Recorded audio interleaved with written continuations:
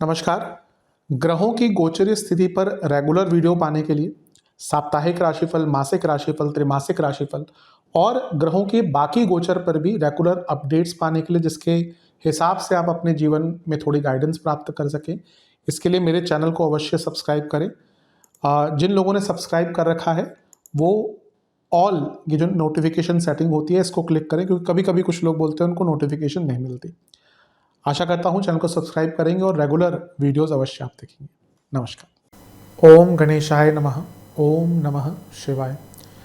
मैं निखिल ज्योतिषाचार्य आप सभी का मेरे चैनल पर पुनः स्वागत करता हूँ। आशा करता हूँ कि आप सभी स्वस्थ होंगे।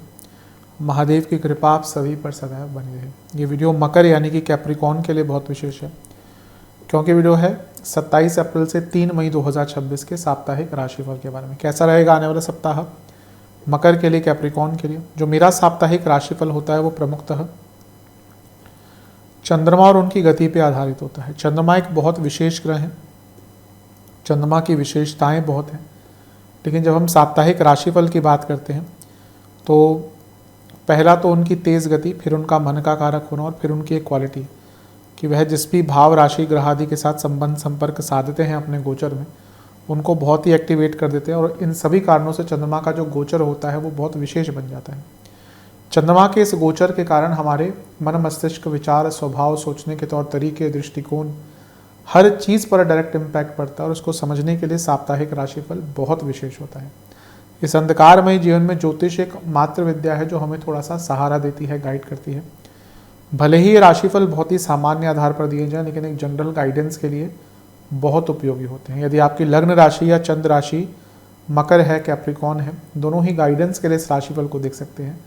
जहाँ से सूट और रिलेट आपको ज़्यादा करता है वहाँ से देखिए। व्यक्तिगत तौर पे मेरा मानना है लग्न से देखेंगे तो अच्छा है। इनकेस नहीं पता है आपको अपनी लग्न राशि, तो आप अपनी चंद्र राशि से भी इसको देख सकते हैं। शुरू करते हैं। चंद्रमा आपके नवम भाव यानी कि भाग्य स्थान में आ जाएंगे। ये होगा 27 तारीख को रात के 11:30 के आसपास, और 30 अप्रैल दिन के 2 बजे तक चंद्रमा यहीं पर रहेंगे। चंद्रमा का भाग्य स्थान में आना एक प्रकार से काफ़ी अच्छा होता है। केंद्र के स्वामी हैं तो उस नाते राजयोग बनेगा, त्रिकोण में आएंगे। यहाँ पर चंद्रमा पर इम्पैक्ट देखिए, बुध का प्रभाव है, मंगल का प्रभाव है और शनि का प्रभाव है। दृष्टि, सबकी दृष्टि है। शनि लग्नेश है, धनेश है और चंद्रमा सप्तमेश है। तो ये समसप्तक योग यानी कि बिजनेस में लाभ मिलेगा, पैसा आएगा। मंगल का प्रभाव है जो आपके चौथे और लाभ स्थान के स्वामी है। तो देखिए, धन स्थान और लाभ स्थान दोनों के स्वामी देख रहे हैं। बिजनेस जो लोग करते हैं उनको तो बहुत लाभ मिलने वाला है, और वैसे भी धन का योग है। और बुध का प्रभाव है जो खुद भाग्येश है। तो हफ्ते के शुरुआती भाग में भाग्य का साथ धन, लाभ, भौतिक सुख सब कुछ मिलता हुआ दिख रहा है। बस ध्यान क्या देना है कि चंद्रमा केमद्रुम दोष में है और शनि का प्रभाव, भले ही शनि लग्नेश है लेकिन विष दोष बनेगा। और शनि मंगल साथ में गुस्सा और बुध कन्फ्यूजन। बॉसेस से थोड़ा संभल के रहिएगा, बड़ों से थोड़ा संभल के रहिएगा। कोई भी चीज़ जहाँ पे धर्म आ गया बीच में ना, तो वहाँ पे कोई निंदात्मक शब्द, कोई भी आलोचनात्मक शब्द का उपयोग मत कीजिएगा। आज का टाइम बहुत सेंसिटिव है। आप ऑनलाइन आप कुछ लिख दे, लोग घर तक आ जाते हैं। कई ऐसे इंसिडेंट्स आपने देखे होंगे ना कि किसने ऑनलाइन कुछ लिखा, ऐसा नहीं है, यू नॉट ट्रेसेबल। अगर कोई करने पे आए तो आप कहाँ पे रह के आपने, क्योंकि आईपी एड्रेस सब कुछ होता है। अगर कोई सच में आपको ट्रैक करने और उसके बाद क्षमता और रिसोर्सेज हो, आपके घर तक पहुँच सकते हैं।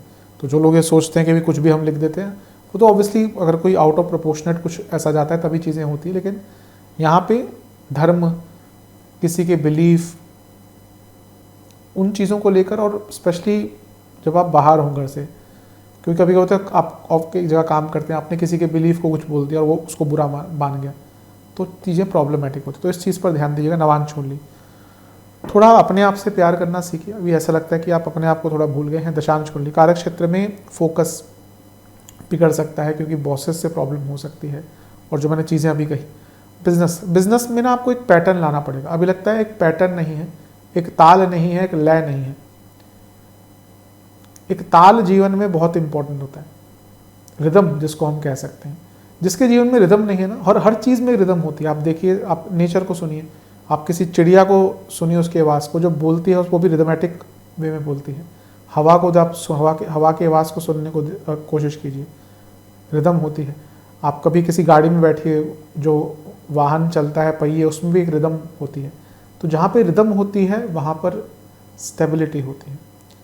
तो ऐसा लग रहा है कि पिछले कुछ दिनों में आपके जीवन से रिदम गायब हो चुकी है, तो वो वापस लाने को, ठीक है, इसमें कुछ भी नहीं है गलत कि आप कुछ टाइम के लिए इम्बैलेंस हो गए, वापस लाने की कोशिश। जीवन है ये ऐसा ही है, 2 हफ्ते से 3 हफ्ते चाहे एक महीना सब अच्छा चलेगा, आप अपने गोल्स अचीव कर रहे हैं, फिर कुछ सेटबैक हुआ, कोई इमोशनल डिस्टर्बेंस हुई, किसी ने धोखा दे दिया, किसी ने बुरा कह दिया, तो 2-3 दिन 4 दिन 1 हफ्ता ऐसा चला जाता है। कोई बात नहीं, यही जीवन है, लेकिन इसको ठीक करना है इस टाइम पे। लव लाइफ की जहाँ तक बात है, एक्सपेक्टेशंस बहुत रखी हुई हैं, एंड एक्सपेक्टेशंस ऑलवेज हर्ट, तो कम रखिए। ऐसा भी नहीं हो सकता कि बिल्कुल ना रखें, कोई संत तो है नहीं, अगर वैसा ही हो गया तो शायद इंसान रिलेशनशिप में रह ही ना, लेकिन अति नहीं होनी चाहिए। वैवाहिक जीवन सेम चीज़ कहूँगा, बहुत डिमांडिंग सा नेचर आपका हो गया, मे बी अननोइंगली, इसको थोड़ा कम करने का प्रयास कीजिए। स्टूडेंट्स, मैं एक ही चीज़ कहूँगा आपको कि थोड़ा शॉर्टकट लेना कम कीजिए।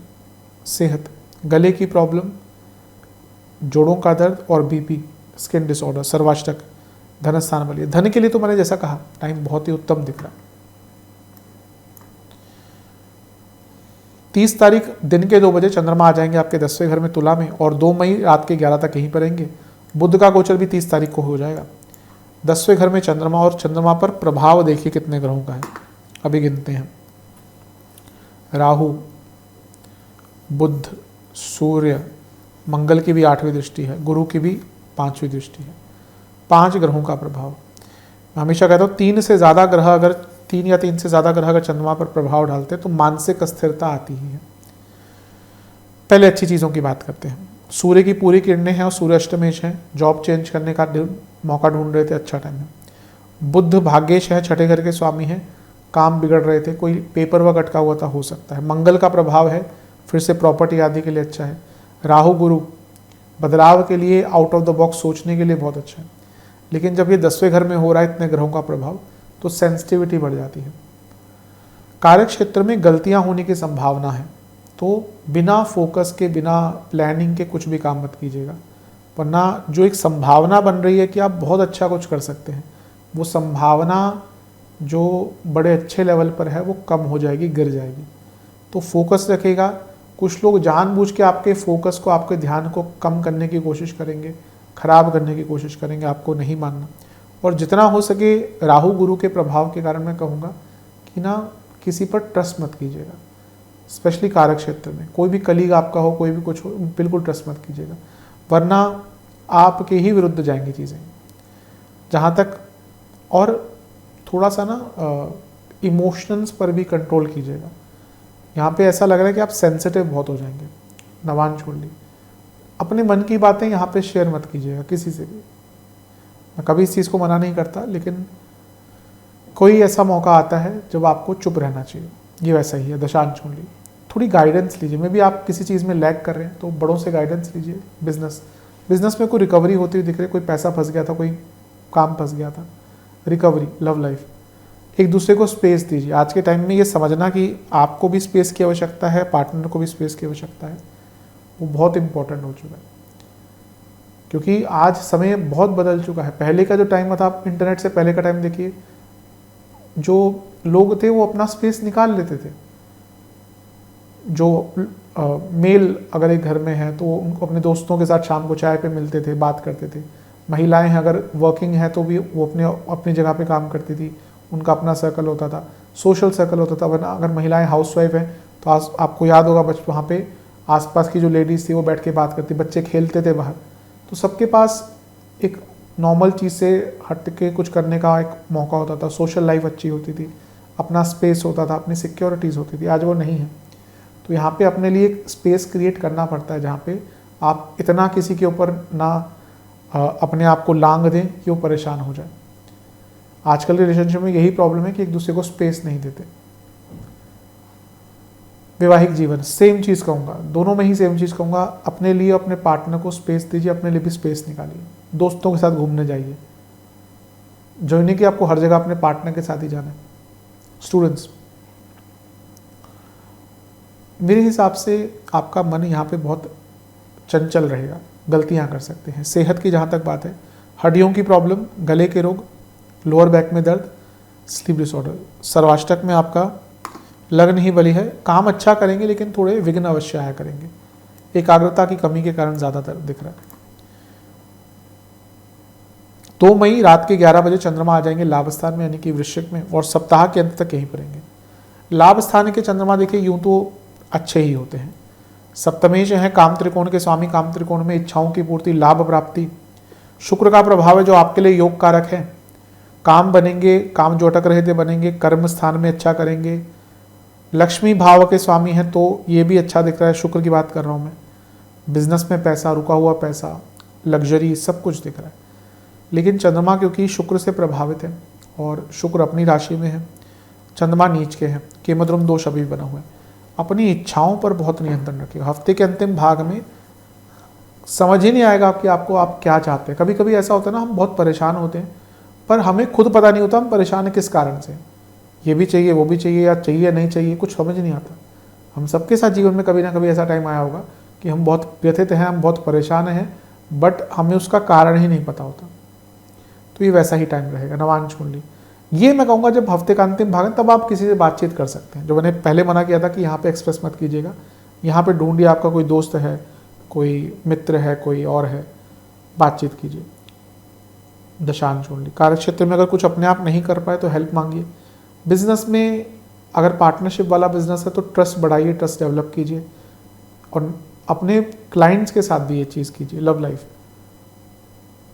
कमिटमेंट इश्यूज दिख रहे हैं थोड़े से, थोड़ा प्रॉब्लमेटिक टाइम है। वैवाहिक जीवन, ध्यान भटकेगा यहाँ पे भी। स्टूडेंट्स, थोड़ा अपने साथ ना लाइट रहिएगा, मतलब कि ऐसा लगता है कि आप अपने साथ ही बहुत हार्श हो रहे हैं, मे बी जो अचीव नहीं कर पाए उसके कारण। कोई बात नहीं, हर कोई व्यक्ति सब कुछ नहीं कर सकता, लिमिटेशंस होती हैं, भाग्य होता है, प्रारब्ध होता है। तो जो नहीं कर पाए उसको भूलकर आगे कुछ अच्छा करने की चेष्टा रखें। सेहत की जहाँ तक बात है, एंग्जाइटी, बीपी, हार्मोनल प्रॉब्लम। सर्वाष्टक में आपका 12वां घर बली है। मेरे हिसाब से जितना हो सके खर्चों पर नियंत्रण कीजिएगा और अपनी मानसिक सेहत पर ध्यान दीजिएगा। इच्छाओं के वशीभूत मत होइएगा वरना गलत काम करेंगे। उपाय के स्वरूप में आपको शनि चालीसा, हनुमान चालीसा का 2-2 बार पाठ करना है। आशा करता हूँ वीडियो काम आएगा। चैनल पर नए हैं, सब्सक्राइब कीजिए, वीडियो को लाइक कीजिए। मिलता हूँ अगली वीडियो में, तब तक के लिए ओम नमः शिवाय।